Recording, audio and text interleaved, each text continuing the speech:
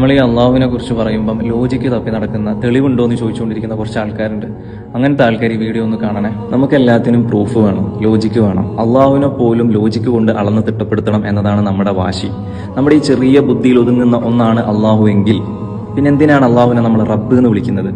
നമ്മുടെ അണ്ടർസ്റ്റാൻഡിങ്ങിന്റെ സൈസിൽ ഒതുങ്ങുന്ന ഒരു കോൺസെപ്റ്റ് ആയിരിക്കണം ദൈവം എന്നാണ് നിങ്ങൾ ഉദ്ദേശിക്കുന്നതെങ്കിൽ അത് ആക്ച്വലി ദൈവമല്ല, കേവലം നമ്മുടെ ജസ്റ്റ് ഇമാജിനേഷൻ മാത്രമായിരിക്കും അത്.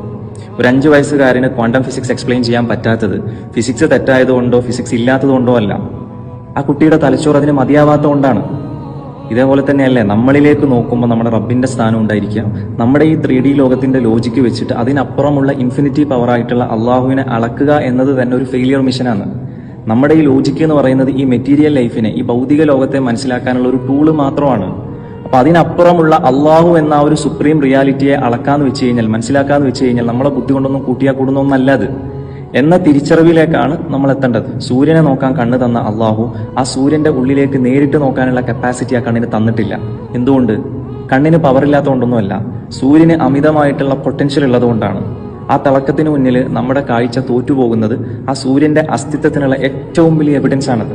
എന്നിട്ടും നിങ്ങൾക്ക് തെളിവ് വേണം എന്നാണെങ്കിൽ നമ്മുടെ ശരീരത്തിലുള്ള മില്യൺസ് ഓഫ് സെൽസ് ഒരു സെക്കൻഡ് പോലും തെറ്റാതെ, തളരാതെ, കോർഡിനേഷൻ നഷ്ടപ്പെടുത്താതെ പ്രവർത്തിക്കുന്നു എന്നുണ്ടെങ്കിൽ അതിന്റെ പിന്നിൽ നമുക്ക് പിടികിട്ടാത്ത ഒരു മാസ്റ്റർ മൈൻഡ്